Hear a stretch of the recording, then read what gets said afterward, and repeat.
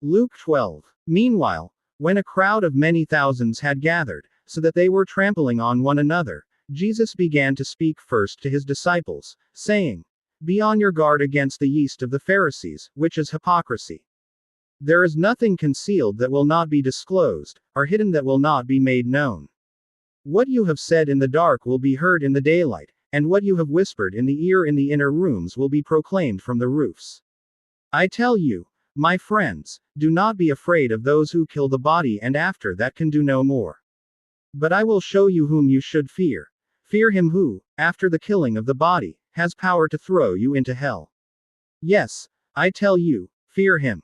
Are not 5 sparrows sold for 2 pennies? Yet not one of them is forgotten by God. Indeed, the very hairs of your head are all numbered. Don't be afraid. You are worth more than many sparrows. I tell you, whoever acknowledges me before men, the Son of Man will also acknowledge him before the angels of God. But he who disowns me before men will be disowned before the angels of God. And everyone who speaks a word against the Son of Man will be forgiven, but anyone who blasphemes against the Holy Spirit will not be forgiven. When you are brought before synagogues, rulers and authorities, do not worry about how you will defend yourselves or what you will say. For the Holy Spirit will teach you at that time what you should say. Someone in the crowd said to him, "Teacher, tell my brother to divide the inheritance with me." Jesus replied, "Man, who appointed me a judge, or an arbiter between you?" Then he said to them, "Watch out. Be on your guard against all kinds of greed. A man's life does not consist in the abundance of his possessions." And he told them this parable. The ground of a certain rich man produced a good crop. He thought to himself, "What shall I do? I have no place to store my crops." Then he said, "This is what I'll do. I will tear down my barns and build bigger ones, and there I will store all my grain and my goods. And I'll say to myself, you have plenty of good things laid up for many years. Take life easy. Eat, drink and be merry." But God said to him, "You fool. This very night, your life will be demanded from you. Then who will get what you have prepared for yourself? This is how it will be with anyone who stores up things for himself, but is not rich toward God." Then Jesus said to his disciples, "Therefore, I tell you, do not worry about your life, what you will eat, or about your body, what you will wear. Life is more than food, and the body more than clothes. Consider the ravens. They do not sow, or reap, they have no storeroom, or barn, yet God feeds them. And how much more valuable you are than birds. Who of you by worrying, can add a single hour to his life? Since you cannot do this very little thing, why do you worry about the rest? Consider how the lilies grow. They do not labor or spin. Yet I tell you, not even Solomon in all his splendor was dressed like one of these. If that is how God clothes the grass of the field, which is here today, and tomorrow is thrown into the fire, how much more will he clothe you, O you of little faith? And do not set your heart on what you will eat or drink, do not worry about it. For the pagan world runs after all such things, and your Father knows that you need them. But seek his kingdom, and these things will be given to you as well. Do not be afraid, little flock, for your Father has been pleased to give you the kingdom.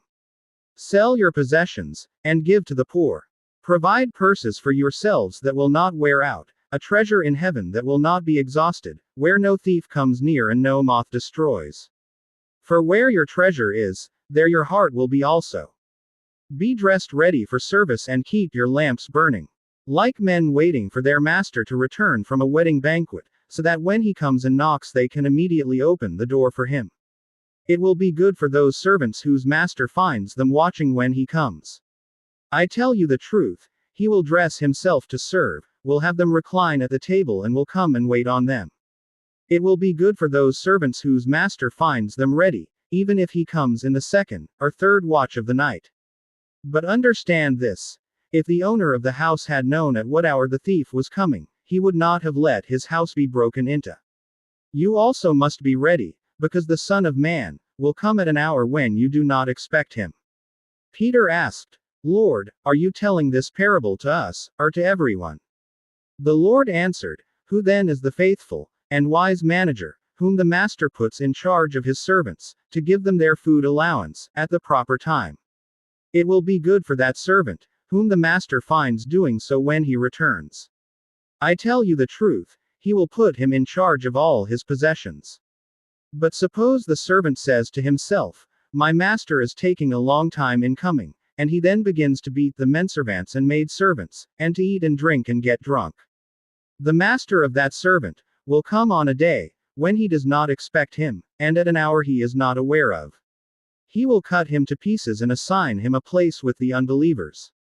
That servant who knows his master's will and does not get ready, or does not do what his master wants, will be beaten with many blows. But the one who does not know, and does things deserving punishment, will be beaten with few blows.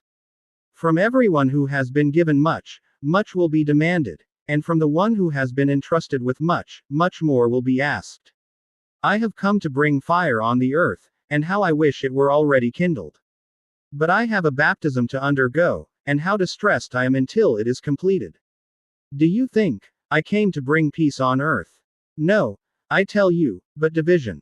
From now on there will be 5 in one family divided against each other, 3 against 2, and 2 against 3. They will be divided, father against son, and son against father, mother against daughter, and daughter against mother, mother-in-law against daughter-in-law, and daughter-in-law against mother-in-law. He said to the crowd, when you see a cloud rising in the west, immediately you say, it's going to rain, and it does. And when the south wind blows, you say, it's going to be hot, and it is. Hypocrites! You know how to interpret the appearance of the earth and the sky. How is it that you don't know how to interpret this present time? Why don't you judge for yourselves what is right?